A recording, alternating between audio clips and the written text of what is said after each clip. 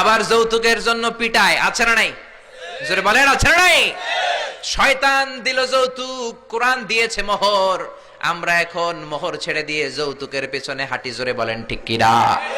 যৌতুকের চেয়ে জঘন্য অপরাধ সমাজে নাই।